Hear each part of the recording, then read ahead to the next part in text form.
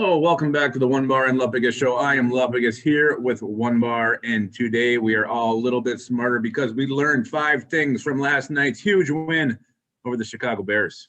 There's the light bulb graphic that I will not put in this video. Like, you have an idea? No, that I learned. Is that what it's for? All right. I thought it was when you're smart. I'm a moron. Yeah, you clearly are a moron. We learned One Bar is a moron. We learned 6 things today. All right, let's just hop right into it. No, let's quit pussyfooting, huh? Yes, I don't like when you say pussyfoot, but yes, let's get into it. Things were learned. We might be 9 games into the season, but every damn week we are learning something. My grandma used to say, if you ain't learning something every day, then you're a goddamn moron. Well, your grandma was shit-faced 24/7. Smartest thing she ever said. Probably she was. All right. So first of all, I think the most clear and evident thing was changes have to be made to the Vikings special teams unit moving forward. Yeah. I mean, we don't necessarily mean they need to clean house, but something has to change. Whether it's the long snapper, whether it's putting Dan Chesina maybe on the practice squad, letting someone else be a gunner, something has to change. It cannot continue to go with the same guys and same pussyfooting. Yeah, I'd like to actually see it go back to Amir Abdullah and Chris Boyd as the 2 primary gunners. They were beasts last year. They both were very, very good at that role. Amir Abdullah, I think that was the highlight of his life. He was so excited every time he made a play back there. He was damn good at it. Very good. Yeah, Chesina needs to just maybe step back, watch some veterans do it, and learn a little bit, because right now he is struggling. And Austin Cutting, I don't think you want to jank with your long snapper mid-season, but I know he was a little bit dinged up, so I'm gonna maybe put that on that for last night's performance. But he's got one job. Do it. He's got the shanks. It's just like in golf. He's got the shanks when he's snapping the ball. We can find a long snapper on the streets. Oh, they're not that easy to find. Kendricks was the emergency snapper. Did you see that? Bring Jared Allen back. He doesn't got to do anything but snap that thing. I think something will change. What that is, I don't know, but you're right. Amir Abdullah, get him back out there. Chris Boyd, why the hell not? Yeah, and I think if the Vikings would have lost that game, I bet you Marwan Maalouf would have been without a job today. Man, guaranteed. Yeah. All right. The second light bulb going off above our heads right now is Mike Zimmer is not going anywhere. There was chatter about him. We even did a video on potential replacements. We look like damn fools right now. Mike Zimmer, not only is he not going anywhere, the way he's been coaching lately, I think he should get an extension. Again, another one. Yeah, he's almost – I mean, early in the season, it was valid to have those conversations that he might be on the hot seat because it was such a mess. It was so gross. But all of a sudden, he kind of turned it around where it's making him show how much value he does have, because we didn't have a preseason. We have young secondary. He's bringing guys in off the street, making them look like good football players, which I don't think a lot of coaches can do. He isn't going anywhere. The only way he's going anywhere unless he says, screw it, I'm retiring, I'm going to ride a horse. But he's here until pretty much he wants to be. Yeah, I mean, you look at the way like Jeff Gladney's come along, you can tell he's finally absorbing all the information Mike Zimmer's throwing at him. Chris Jones coming out of nowhere and playing pretty damn well. And I also love this. I do like that he was screaming at Marwan Maalouf yesterday when the kick return touchdown happened.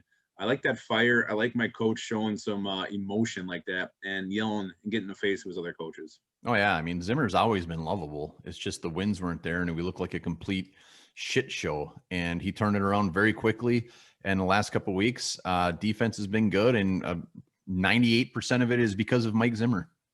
The best thing with Mike Zimmer is the way he licks his lips during a press conference. I don't like that. I don't like that at all. I just imagine a different coach trying to do what he's doing with this defense. I mean, this defense is a mess, and when you're watching it, it doesn't look like a mess. It should be. Oh, that's why he's the cornerback whisperer. All right, another light bulb that we learned is there's a new wide receiver number 3 in the Minnesota Vikings, and he's number 12. He's Chad Beebe. Yeah, I don't like this lesson learned. I've never been a big Chad Beebe fan. He hasn't really done anything this year to make me get annoyed by him. But yeah, I'm more concerned how BC Johnson just fell off the map. He was getting rave reviews in training camp. He was even the number 2 for a little bit, while Justin Jefferson was just waiting to be handed that spot. And all of a sudden, Chad Beebe's the guy. And Kirk Cousins isn't shy to look his way either. Yeah, I think he had one catch. It was a third down conversion, I believe. If he can be our new Jarius Wright, fine, whatever. But yeah, I think the more concerning thing is what did happen to BC Johnson. He had one target, thrown a little bit behind him. I just don't know what's going on there. If it's just a personnel thing or what. Maybe it's a personal thing and not a personnel thing.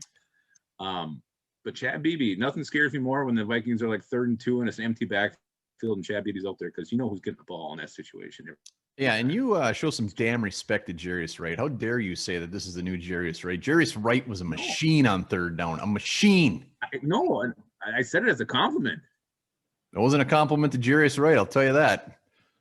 No, maybe the worst not, part but, is Chad Beebe seems to get looks when it's like 3rd and 9 and we throw it like 3 yards to him. It's very weird. He seems to always be that CJ Ham last year where we just show it ridiculously short or throw it.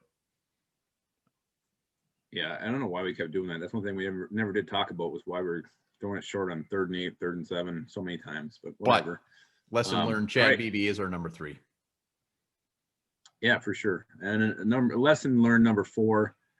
I think it could safely be said now after watching Vikings in 9 games that Rick Spielman, he nailed the 2020 NFL draft. Nailed it so hard. Yeah. It was like a porno movie. He nailed it. You cannot.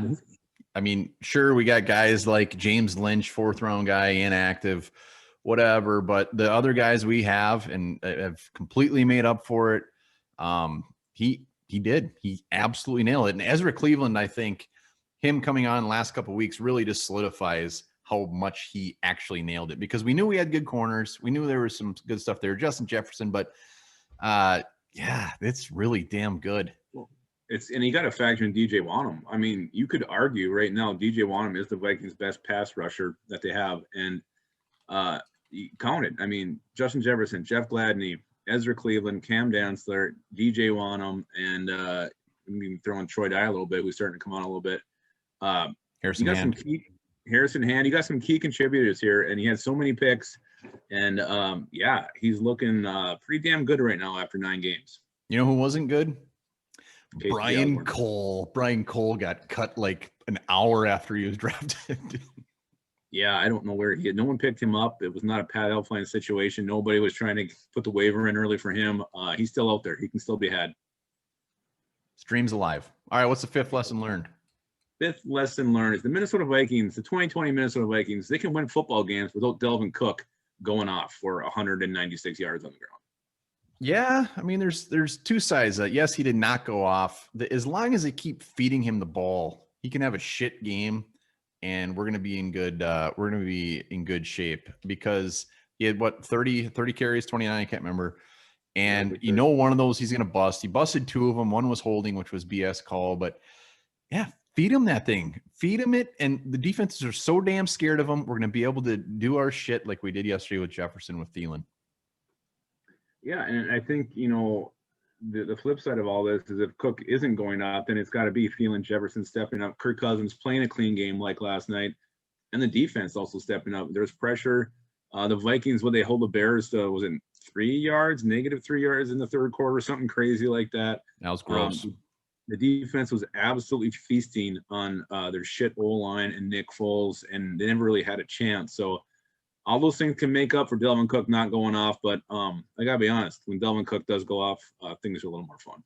They are a little more fun, but hats off to Gary Kubiak for not throwing in the towel when he was averaging about 2.6 yards a carry through a majority of the game. So well done, Coobs. Coobskis. Goobies.